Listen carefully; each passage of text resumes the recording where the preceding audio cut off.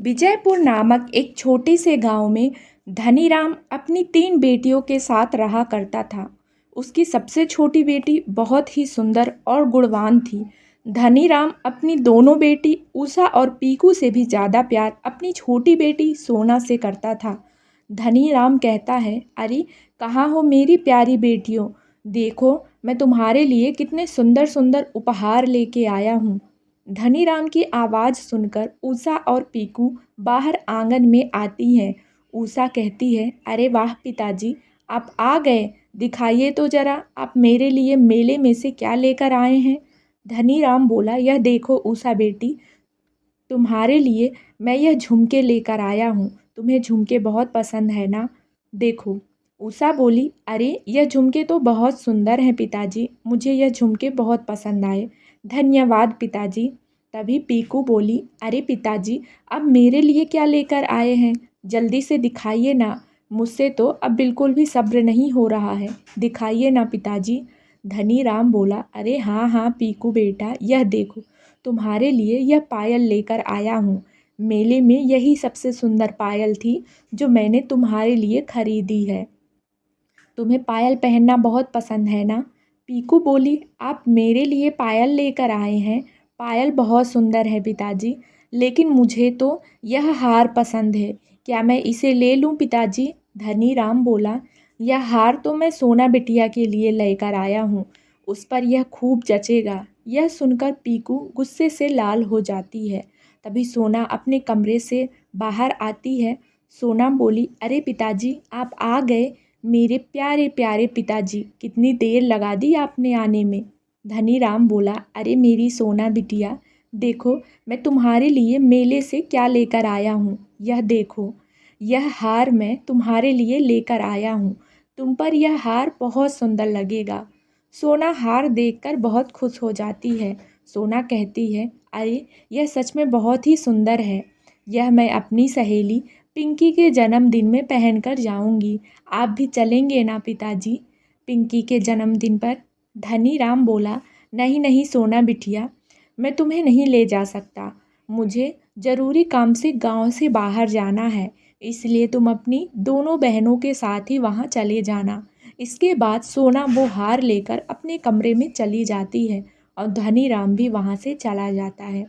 वहाँ खड़ी उषा और पीकू यह बातें सुन रही होती है।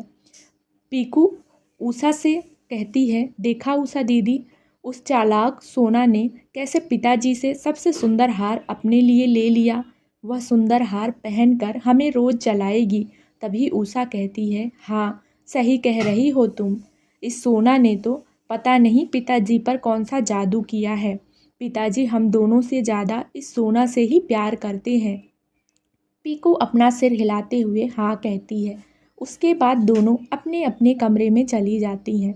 अगली सुबह सोना बहुत ही सुंदर ड्रेस पहनती है और वह हार भी जो सोना के गले की शोभा बढ़ा रहा था और जिसे देखकर उसकी दोनों बहनें उससे चिढ़ रही थी। इसके बाद तीनों बहनें पिंकी के घर जाने लगती हैं। कुछ दूरी पर चलने के बाद उषा कहती है, मुझे लगता है इस जंगल के रास्ते से चलने पर हम पिंकी के घर जल्दी पहुंच जाएंगे। पीकू ने कहा, ठीक है, तो फिर हम जंगल के रास्ते से ही चलते हैं। तभी सोना बोली, लेकिन यह जंगल तो काफ़ी डरावना है, वहाँ से जाना क्या सही होगा? गांव के लोग इस जंगल के बारे में तरह तरह की बातें करते हैं। तभी उषा बोली, देखो जंगल कोई डरावना नहीं है, गांव के लोग तो बस ऐसे ही बोलते रहते हैं। तुम्हें अपने दोस्त के जन्मदिन पर जल्दी जाना है कि नहीं? चुपचाप चलो। उषा की फटकार भरी बातें सुनकर सोना चुप रह जाती है और उषा पीकू के साथ जंगल में चलने लगती है। तभी उषा बोली, अरे मुझे तो बहुत प्यास लग रही है, मैं पास ही नदी में से पानी पीकर आती हूँ, तब तक तुम दोनों यहीं खड़े रहना। उषा पानी पीने के लिए चली जाती है। काफ़ी देर होने पर भी उषा वापस नहीं लौटती। फिर पीकू बोलती है, अरे यह दीदी कहाँ रह गई? तुम यहीं रुकना, मैं उन्हें देख कर आती हूँ, कहीं मत जाना, एक ही जगह रुक कर रहना, ठीक है? तभी सोना बोली, लेकिन दीदी मुझे इस जंगल में तो पहले से ही काफ़ी डर लग रहा है और आप मुझे अकेला छोड़कर मत जाइए। पीकू बोली, मैं उषा दीदी को देखने जा रही हूँ। पता नहीं वह कहाँ रह गई हैं। अगर पिताजी को पता चल गया तो बहुत गुस्सा करेंगे। तुम चुपचाप यहीं खड़े रहना, मैं उषा दीदी को लेकर अभी आती हूँ। यह बोलकर पीकू वहाँ से चली जाती है। बेचारी सोना जंगल में खड़ी बहुत डर रही होती है। सोना को जंगल में शाम हो जाती है, लेकिन दोनों बहनें वापस नहीं लौटती। जब रात तक उसकी बहनें नहीं आती तो सोना रोने लगती है। तभी सोना को जंगल में से किसी के आने की आवाज़ सुनाई देती है। थोड़ी देर बाद सोना देखती है कि एक बहुत डरावनी बुढ़िया, जिसकी आंखें लाल होती है, जिसने काले रंग की साड़ी पहनी हुई है, वह सोना की तरफ काफ़ी तेज़ी से आ रही होती है। बुढ़िया बोलती है, मैं तुम्हें नहीं छोड़ूंगी। आज कितने दिन बाद मैं इंसानों का मांस खाऊंगी। हा हा हा। यह सुनकर सोना डर जाती है और वहाँ से भागने लगती है। वो डरावनी बुढ़िया उसके पीछे पीछे भागने लगती है। सोना भाग ही रही होती है कि तभी उसे जंगल में एक बहुत बड़े पेड़ के तने पर एक चमकता हुआ दरवाज़ा नज़र आता है, जिसके चारों तरफ बहुत रोशनी होती है। सोना उस चमकते हुए दरवाजे के अंदर चली जाती है। उस दरवाजे के अंदर एक अलग ही दुनिया होती है। वहाँ चारों तरफ सुंदर सुंदर फूल होते हैं और अलग अलग तरह के जानवर भी, बहुत सारे छोटे छोटे सुंदर पेड़ होते हैं।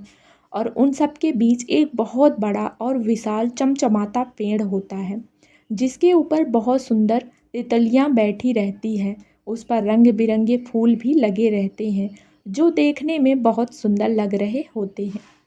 उस विशाल पेड़ के सामने बहुत सुंदर नदी भी होती है। सोना यह सब देखकर हैरान रह जाती है।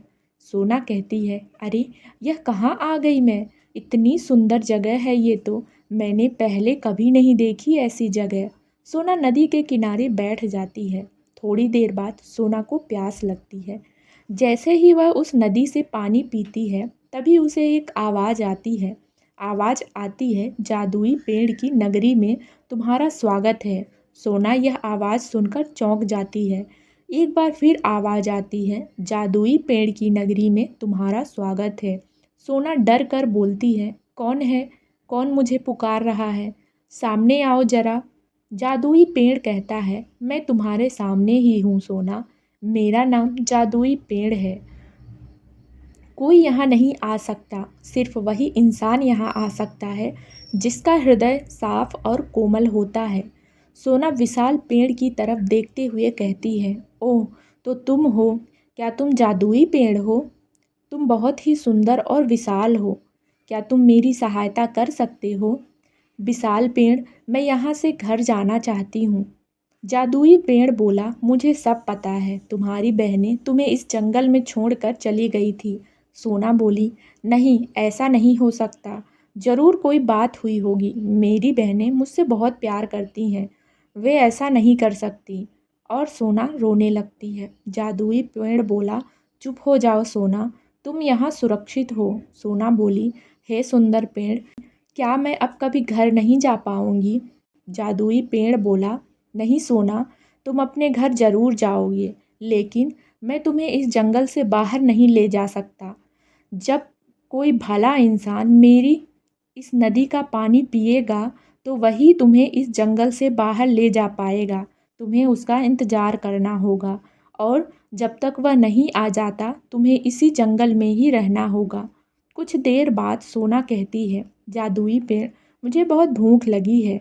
जादुई पेड़ कहता है, सोना, तुम मेरी टहनियों में से एक पत्ता तोड़ो और आँख बंद करके तुम जो मांगोगी वही सब तुम्हारे सामने होगा। सोना उस पेड़ से एक पत्ता तोड़ती है और आँख बंद करके अपनी इच्छा रखती है। तभी उसके सामने अनेकों तरह तरह के मज़ेदार पकवान आ जाते हैं। जब भी सोना को भूख लगती, सोना ऐसा ही करती।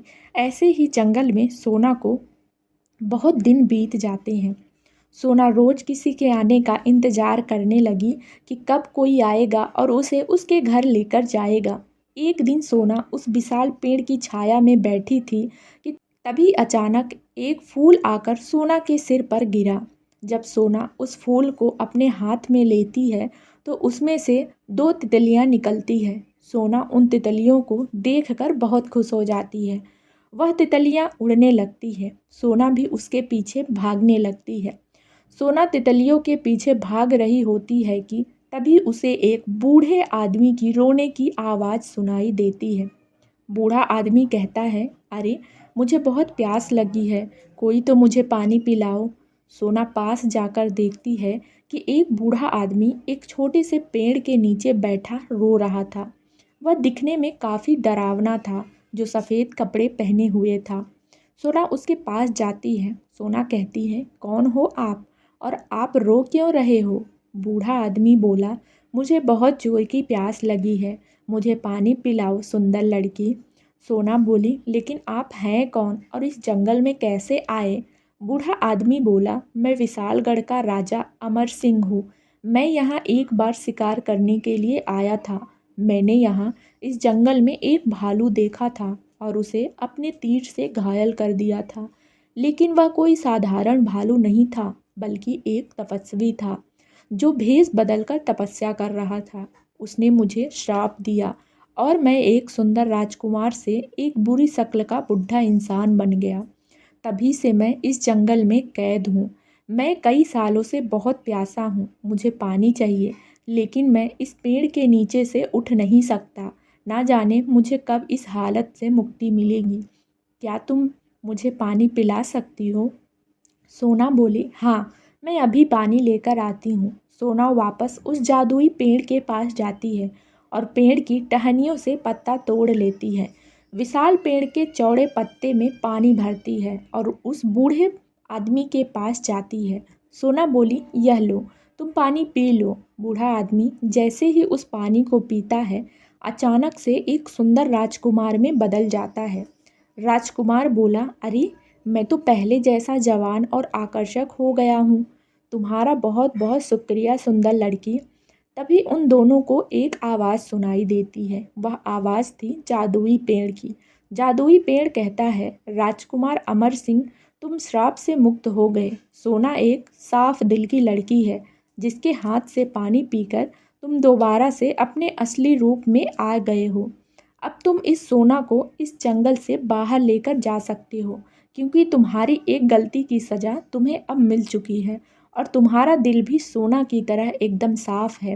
राजकुमार बोला, जादुई पेड़, क्या अब हम इस जंगल से बाहर जा सकते हैं? लेकिन कैसे? जादुई पेड़ बोला, मेरे सामने वाली नदी के जरिए तुम इस जंगल से बाहर चले जाओ। उस पार जाते ही तुम अपनी दुनिया में चले जाओगे। तभी पेड़ की शक्तियों से अचानक से उस नदी में एक सुंदर नाव आ जाती है। जादुई पेड़ बोला, यह नाव तुम्हें उस पार पहुंचा देगी मेरे बच्चों। तभी सोना बोली, तुम्हारा बहुत बहुत धन्यवाद जादुई पेड़, तुम बहुत अच्छे हो, मैं तुम्हें बहुत याद करूंगी। जादुई पेड़ कहा, मेरी टहनियों में से एक पत्ता तोड़ो सोना और अपने साथ ले जाओ। तुम्हें जब भी मेरी याद आएगी मैं तुम्हारे सामने आ जाऊंगा सोना, लेकिन कभी भी किसी को मेरे बारे में कुछ मत बताना। मैं एक रहस्यमय पेड़ हूँ। मेरी इस जादुई नगरी के बारे में बाहरी दुनिया को नहीं पता लगना चाहिए। सोना बोली, ठीक है रहस्यमय पेड़, मैं किसी को तुम्हारे बारे में नहीं बताऊंगी और ना ही तुम्हारी इस नगरी के बारे में। जादुई पेड़ अपनी उदास भरी नज़रों से दोनों को विदा करता है। उसके बाद वे दोनों नाव में बैठते हैं और वापस अपने गांव में आ जाते हैं। वो राजकुमार सोना को उसके घर छोड़ने जाता है। धनीराम अपने घर में उदास बैठा रहता है। धनीराम सोना को देखकर बहुत खुश हो जाता है। वह कहता है, अरे मेरी प्यारी बेटी, तुम आ गई। कहाँ चली गई थी जंगल में अपनी बहनों को छोड़कर? मैंने तुम्हें कितना ढूंढा। सोना को देखकर उसकी बहनें हैरान हो जाती हैं। पीकू कहती है, अरे उषा दीदी, यह वापस कैसे आ गई? अब यह पिताजी को सब सच सच बता देगी और पिताजी तो हमें घर से ही निकाल देंगे। तभी सोना बोली, मुझे माफ़ कर दीजिए पिताजी, मैं डर के मारे जंगल से आगे निकल गई थी। इसमें उषा और पीकू दीदी की कोई गलती नहीं है। मैं जंगल से बाहर ही नहीं निकल पा रही थी, लेकिन जंगल में से मुझे इस राजकुमार ने ही बाहर निकाला है और मुझे लेकर यहाँ आ गए। यह सब बातें पीकू और उषा अपने कानों से सुन रही थी और उन्हें अपनी गलती का एहसास भी हो चुका था। उषा और पीकू सोना के पास आती हैं। तभी उषा कहती है, हमें माफ़ कर दो प्यारी बहन, हमने तुम्हारे साथ बहुत गलत किया। तुम सच में दिल की बहुत साफ और बहुत अच्छी हो, हमें माफ़ कर दो। सोना बोली, कोई बात नहीं मेरी प्यारी बहनों, मुझे पता है आप दोनों मुझसे बहुत प्यार करती हो। मेरे लिए इतना ही काफ़ी है कि आप लोगों को अपनी गलती का एहसास हो गया। मुझे आप लोगों से कोई शिकायत नहीं है। इसके बाद तीनों बहनें गले मिलती हैं। तभी धनीराम कहता है, हे राजकुमार, तुम मेरी सबसे प्यारी बेटी को जंगल से निकाल कर लाए हो। तुम्हारी वजह से ही सोना हमें दोबारा मिल पाई है। तुम बहुत बहादुर हो। क्या तुम हमेशा के लिए सोना की रक्षा करोगे? तुम मेरी बेटी सोना से विवाह करोगे?